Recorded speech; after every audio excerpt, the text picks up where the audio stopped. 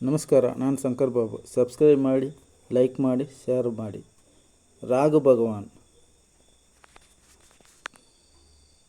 ಇದು ತಿರುನಾಗೇಶ್ವರಂ, ಕುಂಭಕೋಣಂ ಹತ್ರ ಒಂದು ಊರಿದು ತಿರುನಾಗೇಶ್ವರಂ ಅಂತ. ನಾಗನಾಥ ಸ್ವಾಮಿ ಪ್ರೇರಣಾಂಬಗೆ ಅಂತ ತಾಯಾರಿದ್ದಾರೆ. ನಾಗಕನ್ಯೆ ನಾಗದೇವನ್ ಎಂಬ ದೇವಸ್ಥಾನ ಇದು.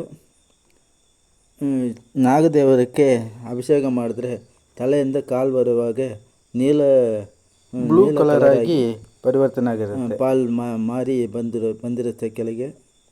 ಓಂ ನಮಃ ಶಿವಾಯ. தென்னாடுடைய சிவனை போற்றி, எந்நாடுடைய இறைவா போற்றி.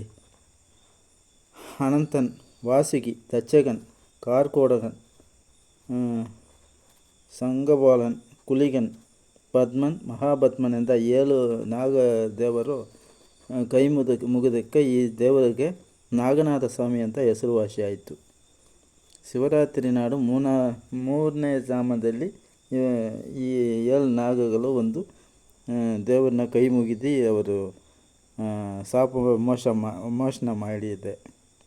ನಾಗಕನ್ನಿ, ನಾಗರಾಜನ್, ನಾಗವಲ್ಲಿ ಎಂಬ ಇಬ್ಬರು ಹೆಂಡತಿಯರ ಜೊತೆ ಇಲ್ಲಿ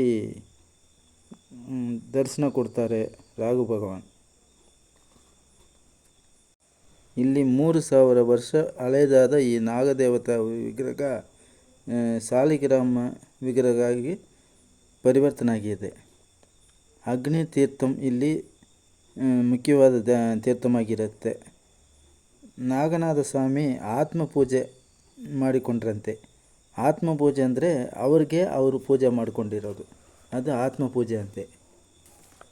ಸಾಯಾಗೃಹಂ, ಇದು ಸಾಯಾಗೃಹಂ ಅಂದರೆ ಒಂದು ನೆರಳು ಥರ ಇರೋ ವಿಗ್ರಹಂ. ಅದು ಸೆನ್ಬಗವಲ್ಲಿ ವನಪಗದಿ. ಒಂದು ಋಷಿ ಇಲ್ಲಿ ಸೆನ್ಬಗವನ ಪಗದಿ ಅಂತ ಒಂದು ಜಾಗದಲ್ಲಿ ಪೂಜೆಗೆ ಬೇಕಾದ ಸಾಮಗ್ರಿಯನ್ನು ಈಸ್ಕೊಬರೋಕ್ಕೆ ಅವ್ರನ್ನ ಮಗನನ್ನು ಕಳಿಸಿರ್ತಾರೆ. ಅಲ್ಲಿ ವಾಸಿಗೆ ಅವ್ರನ್ನ ಕಚ್ಚಿಬಿಟ್ಟು ಅವರು ಮರಣ ಹೊಂದಿರ್ತಾರೆ. ಅದನ್ನು ತಿಳ್ಕೊಂಡ ಋಷಿ ಅವರಿಗೆ ಶಾಪ ಕೊಡ್ತಾರೆ. ನೀನು ಹೋಗಿ ಭೂಮಿಯಲ್ಲಿ ನೀನು ಮನುಷ್ಯನಾಗಿ ಹುಟ್ಟಬೇಕು ಅಂತ ಶಾಪ ಕೊಟ್ಟಿರ್ತಾನೆ. ಅವರು ನಾಗದೇವರು ಮನುಷ್ಯಾಗಿ ಹುಟ್ಟಿರ್ತಾರೆ. ಅವರು ಬಂದು ಈ ಕುಂಭಕೋಣ ಹತ್ರ ಇರುವ ತಿರುನಾಗೇಶ್ವರಮಲ್ಲಿ ಬಂದು ದೇವರನ್ನ ಹತ್ರ ಶಾಪ ವಿಮೋಚನೆ ಮಾಡಿರ್ತಾರೆ. ಅವ್ರಿಗೆ ಶಾಪ ವಿಮೋಚನೆ ಆಗಿರೋದು ಇಲ್ಲಿ ವಾಸುಗಿ ಅಂತ. ತಿರುನಾಗೇಶ್ವರಂ ರಾಘು ಭಗವಾನ್ ದೇವಸ್ಥಾನವಿದು.